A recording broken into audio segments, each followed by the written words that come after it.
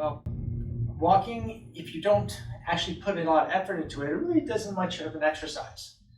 So what we're going to do is we're going to give you some suggestions and some rules, and I give you some stretches to do previous and after a walk to help reduce any chances of repetitive strain and also improve the level of exercise to make it more intense and mix it up a little bit. All right. So before you walk, and before you do stretches, you want to do a light warm-up. The warm-up can be simple as just in place and you just march. Just march in place. It doesn't have to be anything great. All you're doing is marching in place for about 30 seconds just to get the heart pumping a little bit. After you do that, and that can be 30 seconds to a minute, after that, then go right into your stretches. Now I'm going to go through a series of stretches rather quickly.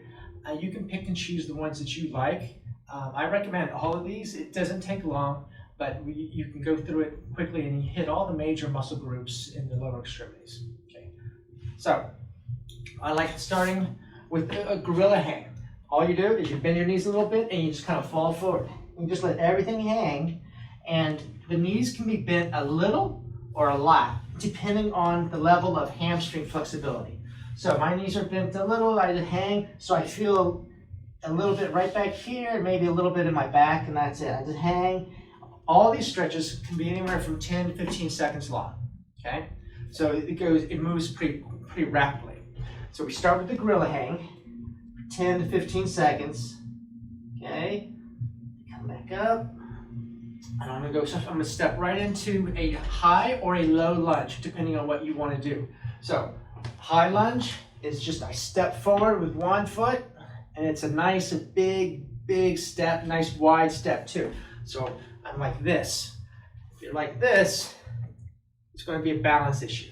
So nice wide, you lunge forward with, say, your right leg first. You want to feel the stretch here, right? The back leg, the front of the back leg. You can stay up high like this. This is the high lunge, and this is the low lunge. Again, 10, 15 seconds. Then we're going to do what's called a praying lunge, where you just, hands come down. So now we're stretching the front leg. Hands come down, 10, 15 seconds. If you're doing the high lunge, it looks basically the same way. You just drop your hands down. If you can't reach the floor, you can reach the knee, stand like this. 10, 15 seconds. Drop down, and then we're going to move into the pigeon stretch. The pigeon stretch, you just bring your foot across, drop your knee down, and hang it out. 10 to 15 seconds. This is for that. This would be for your right hip. That's the right leg. We're going to go through that same series on the other side.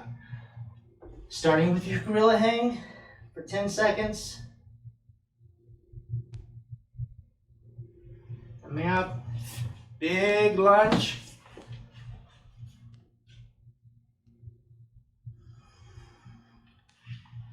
Praying lunge.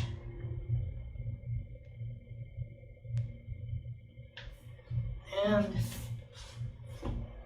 pigeon stretch.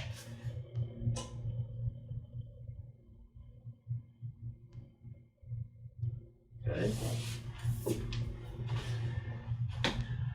Then we're going to stretch our quad, simply grabbing your foot. If you can't grab your foot with your hand, you can use a towel or a belt. And you want to keep the knees. People do this, they do it wrong, they're like that. You want to bring the knee down so the knees are level and pull the heel to your butt. 10, 15 seconds. And the other side. I know, I'm getting winded. And then the final is the squat. Just a straight catcher squat. Now, if you can't do this with keeping your knees on the heels on the floor, you can pop your heels up. That's fine. So this is more of a catcher's squat. Your heels can be up or your heels can be flat, depending on your flexibility. 10, 15 seconds. And that completes this stretch series. As you can see, it goes really quick. We have some rules though I like to recommend. when it comes to the walking. People think, oh, just walking is walking. But the American Medical Association recommends that you do at least moderate level exercise. Now, what is that? Just taking a walk may not be that. So there are some rules.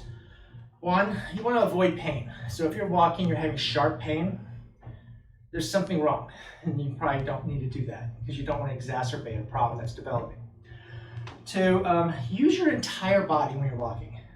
What I mean by that is, some people when they walk, they're not moving from here up, so it looks like this. So you're only using your legs. That's what I call mall walking, which nobody's doing now anymore because all malls are closed. But so to increase the amount of effort your heart's putting, you want to use your upper body too. So that means your arms are pumping away as well. When you walk, you really want to put the arm swing. It's going to use more muscles in the shoulder girdle. Actually puts more effort on your heart. So that's an easy way to intensify it, just by including some heavy arm swings in it. Another one, wear comfortable supportive shoes. That's a no-brainer. But depending on where you're walking, if you're walking, hiking, and the surface is gravel or dirt, you may want to wear something that has a little bit more ankle support to reduce any likelihood of ankle twist, which happens quite a bit. If you're walking just on concrete, definitely just a nice walking shoe, a tennis shoe, something like that, supportive. Number 4, I recommend that you get a heart rate monitor. Okay, the heart rate monitors are great. There's so many different kinds out now. You can get them pretty reasonable and inexpensive. What that does is that you need to know the intensity that you're working.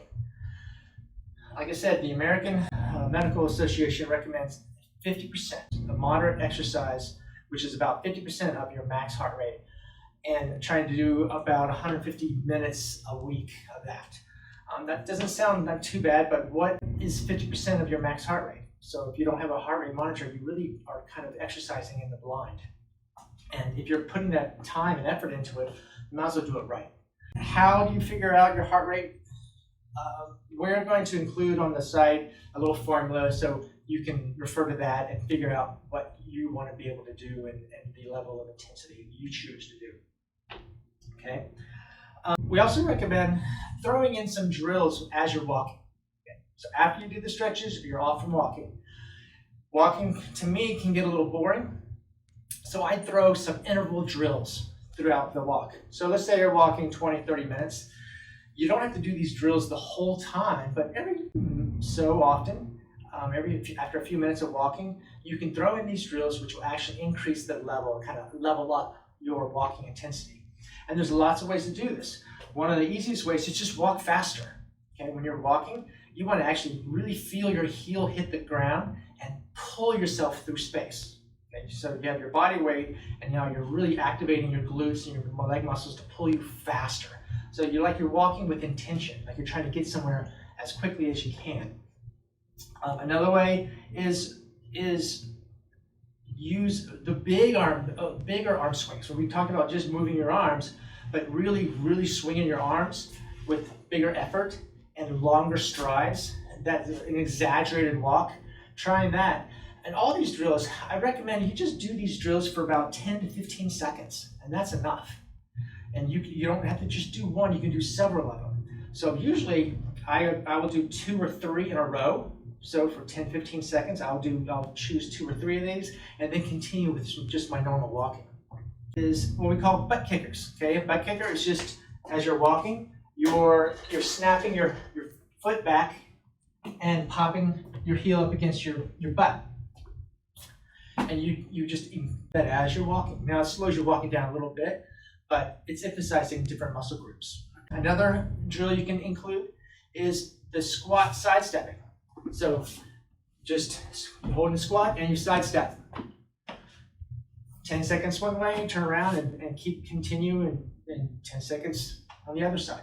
Also, you can high knee it. High knee is as you're walking, you can have your hands right in front, like so, and you just pop your hand with each knee as you're walking. We can do what we call our speed squats. Okay, you're walking, you stop, and a speed squat is where your legs are nice and wide and you do little mini squats as fast and as many as you can in the 10 to 15 seconds. There's countless other little drills you can do. You can get creative with it, and this definitely increases the intensity of your workout. And if you're wearing the heart rate monitor, you can see and keep your heart rate in a range that is going to be therapeutic for you and safe. After your walk, all those stretches that I did at the beginning, you repeat all those stretches once again. And good luck out there.